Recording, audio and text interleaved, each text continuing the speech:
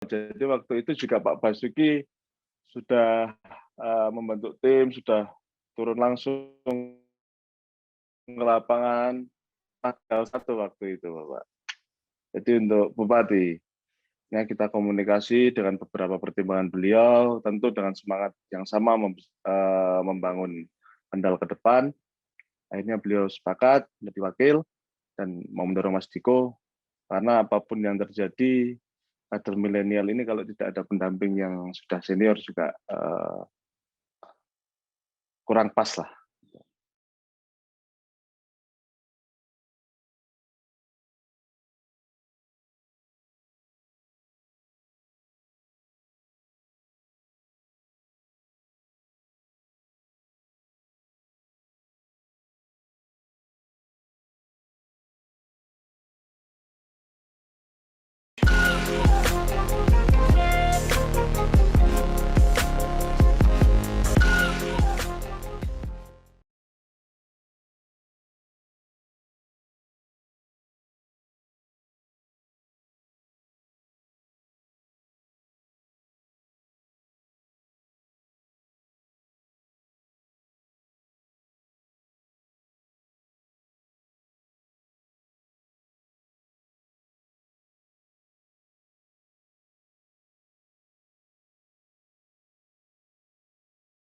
Assalamualaikum warahmatullahi wabarakatuh.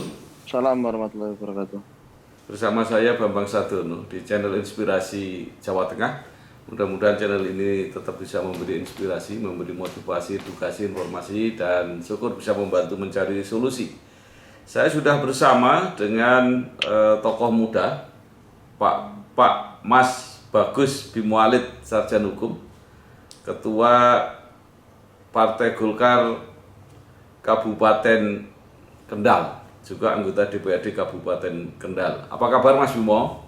Alhamdulillah baik Pak Bambang. Pertama saya ingin mengucapkan selamat ya, penjenengan sekarang menjadi ketua partai di Kabupaten Kendal ya, dalam usia yang menurut saya sangat muda atau mungkin bahkan yang termuda di Jawa Tengah. Ya. Apa kira-kira tantangan ke depan Partai Golkar di Kendal? Tentu tantangan Partai Golkar untuk di Kabupaten Kendal ke depan itu karena ya tidak cuma hanya di Kendal sebenarnya Pak Bambang. Jadi Partai Golkar ini dipandang selama ini partai orang tua, satu itu. Tentu kaderisasi zaman era sekarang itu harus melibatkan generasi-generasi milenial. Oleh karena itu, tentunya salah satu tantangan saya untuk merekrut kader yang baru itu juga menjadi biar mereka itu percaya bahwa Partai Golkar ini adalah salah satu wadah untuk pemuda itu menjadi hambatan yang cukup sulit. Tapi karena Mas Bimo sendiri termasuk generasi milenial, kan mestinya lebih gampang untuk mengajak generasi seangkatannya. Ya, makanya itu meyakinkannya kepada mereka bahwa Golkar ini juga partai milenial itu agak-agak sulit. Tapi dengan adanya program dari DPP terkait milenial ini, insya Allah semakin kesini semakin baiklah untuk program kaderisasi, Pak. Kira-kira caranya seperti apa? Ya, kita gandeng ormas-ormas atau organisasi-organisasi kepemudaan tentu dengan program-program yang membuat program-program yang kekinian, Pak Bambang. Kayak kemarin kita buat program Kendal selfie bareng dan lain sebagainya, itu salah satu. Ya, jadi salah satu cirinya dengan menggunakan teknologi komunikasi informasi yang baru gitu ya. Ya. Ya. Jadi berarti harus banyak membuat program virtual, program medsos. Ya, kayak Pak Bambang ini luar biasa. Saya ini udah terlambat tapi berusaha mengejar. Ya. Nah, Mas Bimo ini kan putra dari para tokoh ya, jadi putra Pak Hasanuddin yang dulu pernah juga menjadi ketua Partai Golkar Kabupaten Kendal ya, dan Ibu Ani Kasyani juga pernah menjadi ketua DPRD Kabupaten Kendal. Nah itu membuktikan bahwa pada saat Pak Hasanuddin dan Ibu Ani Kasyani itu Partai Golkar menang, karena kalau nggak menang nggak mungkin bisa jadi ketua DPRD kan. Nah jadi bagaimana dengan bayang-bayang seperti itu, eh, Mas Bimo merasa terbebani nggak ketika memimpin Partai Golkar sekarang? Eh, Beban tentu ada ya Pak, karena semua orang jadi ayo membalikan marwah yang sudah pernah menang. Tetapi itu malah menjadi salah satu motivasi saya untuk membesarkan partai. Eh, Kalau secara terbebani dan tidak ada program, menurut saya itu tidak, karena itu malah menjadi motivasi saya untuk ke depan.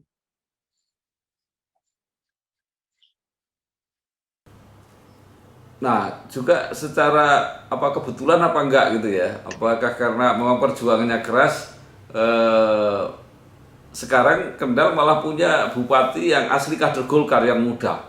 Ya. Ya, Gimana kemarin situasinya perjuangan teman-teman di Kendal? oh ya. Jadi memang ini agak unik Bapak. Kita tidak kita cuma punya 3 kursi, cuman saya melihat potensi-potensi itu tentu dengan senior-senior Golkar kita berembuk, kita harus punya kader paling tidak untuk Kendal 2 waktu itu. Kita ada beberapa nama, tetapi kita sepakat bahwa itu kita mengusung Mas Diko waktu itu karena melihat konsistensi beliau, melihat dedikasi beliau untuk partai dan semangat beliau untuk membesarkan partai salah satunya.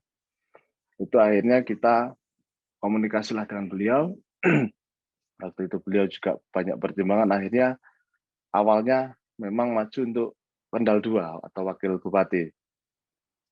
Kita sudah komunikasi, sudah beberapa program jalan. Di tengah jalan, akhirnya beliau dan kita memutuskan ini kayaknya ada peluang untuk bupati. Karena dorongan masyarakat, masukan dari beberapa tokoh masyarakat, tokoh agama, kenapa tidak bupati sekalian gitu. Masih muda, masih energik, pengetahuannya luas dan lain sebagainya, sama konektivitasnya di tingkat pusat juga luas beliau. Hanya memutuskan untuk kita koalisi, ada beberapa koalisi, satu dengan Partai Demokrat, kedua dengan Perindo, PAN, dan PKS. Dengan itu Bismillah kita maju, ya prosesnya agak panjang, Pak. Tapi alhamdulillah hasilnya dijabah sama Still. Gitu, Bapak. Jadi kursi Golkar 3, berarti kurang berapa? Kurang 7 ya? Kurang 6, Bapak. Oh, kurang 6 ya. Ya. Kurang 6 itu yang lebih besar dari Golkar siapa? Oh, nggak ada, kita sama. PAN juga Oh, 3. oh iya, jadi tetap partai, pantas. masih pantas, partai kecil-kecil ini jadi satu. Jadi masih masih pantas lah ya, Ya, karena nggak ada yang lebih besar gitu ya. nggak ada. Terus gimana mendapat wakil Pak Basuki itu? Oh, jadi waktu itu juga Pak Basuki sudah membentuk tim, sudah turun langsung ke lapangan tanggal 1 waktu itu, Bapak. Jadi untuk Bupati, ya kita komunikasi dengan beberapa pertimbangan beliau, tentu dengan semangat yang sama membangun Kendal ke depan. Akhirnya beliau sepakat menjadi wakil dan mau mendorong Mas Diko, karena apapun yang terjadi, kader milenial ini kalau tidak ada pendamping yang sudah senior juga kurang pas lah. Jadi itu kebalik-balik ya. Jadi Pak Basuki yang siap jadi Kendal 1 akhirnya ngalah jadi Kendal 2. Ya, Mas Diko yang tadi persiapannya Kendal 2 menjadi Kendal 1 gitu ya? ya, gitu. Ya. Terus menurut Mas Bimo, ini apa sebenarnya tantangan kendal yang harus dihadapi pasangan yang telah berhasil dimenangkan ini? Eh, Permasalahan-permasalahan yang fundamental di Kendal itu salah satunya juga terkait angka kemiskinan, terkait eh, lapangan pekerjaan, infrastruktur. Tentu banyak sekali, Bapak. Apalagi mengacu dengan visi misi beliau, yaitu mengembangkan pariwisata, dunia industri, UMKM, itu tentu tantangan yang harus dijalankan selama kepemimpinan beliau. Dan saya menaruh harapan besar kepada Mas Diko dan Mbak Basuki untuk paling tidak mengurangi permasalahan-permasalahan yang tadi untuk Kendal ke depan. Itu harapan. Ya, baik. Ada dua hal yang menarik saya maksud saya. Pertama, pariwisata. Kalau pariwisata yang bisa dikembangkan di Kendal apa, Mas Bimo? Sebenarnya untuk pariwisata itu banyak sekali, Pak. Contoh kayak Curug Sewu, kemarin kita ke Curug Jeglong, ada di Limbangan itu kolam renang, dan lain sebagainya banyak, Pak, sebenarnya. Kalau wisata pantai dikembangkan apa nggak di Kendal itu? Kita kembangkan dengan uh, bibir pantai yang kurang lebih berapa kilometer itu menurut saya juga salah satu destinasi wisata yang harus dikembangkan dan pasti mendulang banyak potensi di situ.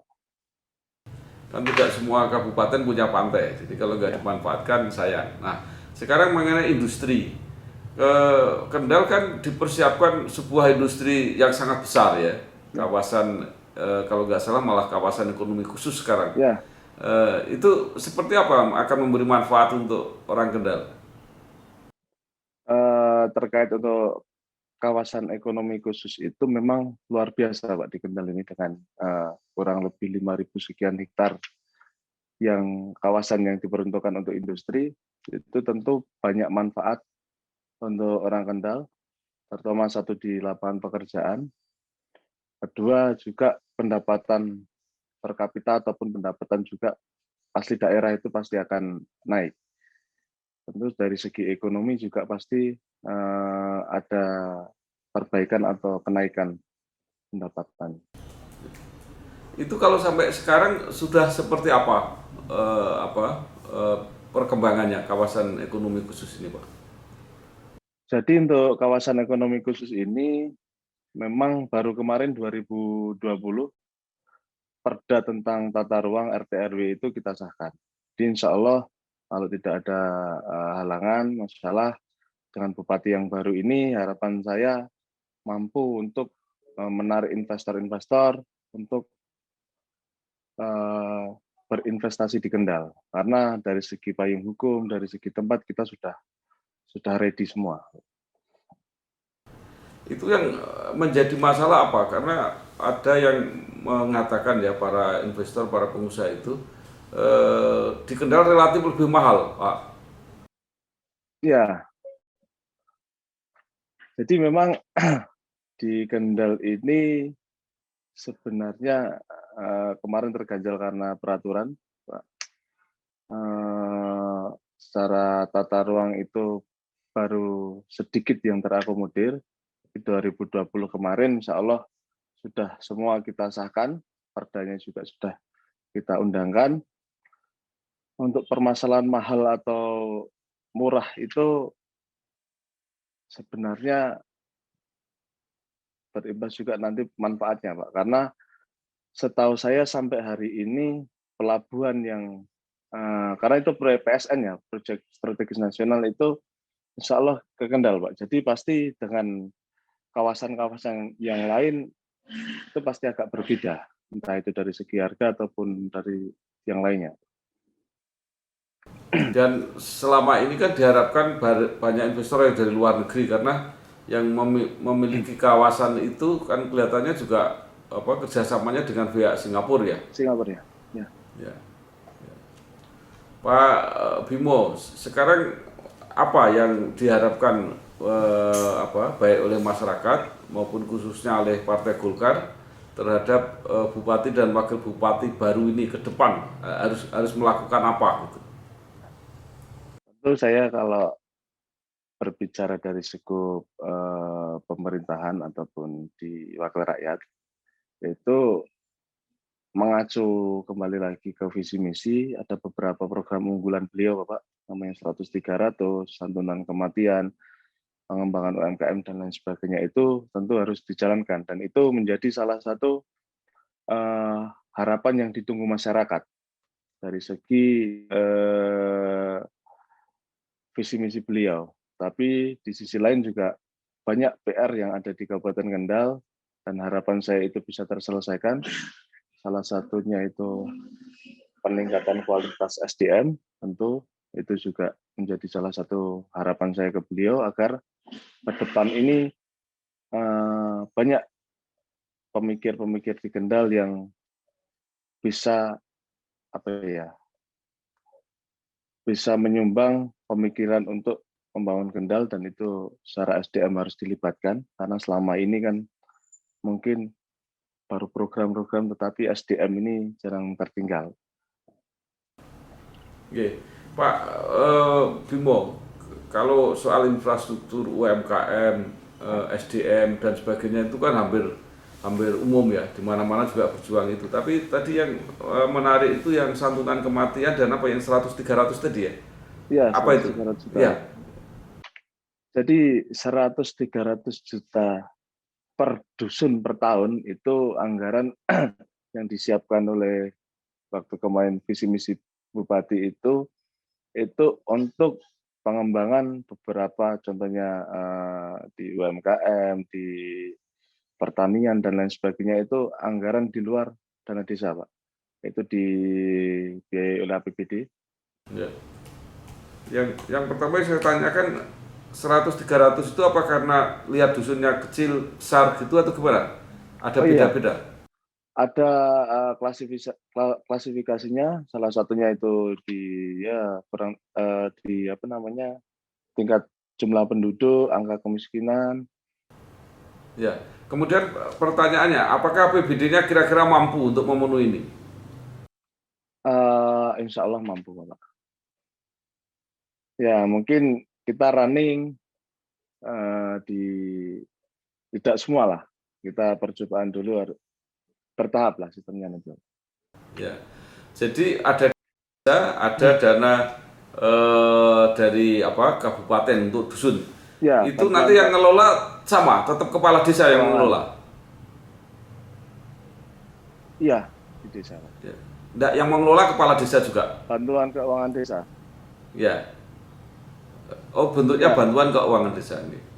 nanti pengguna anggarannya di dusun, tapi Pak. Pengguna anggaran di dusun.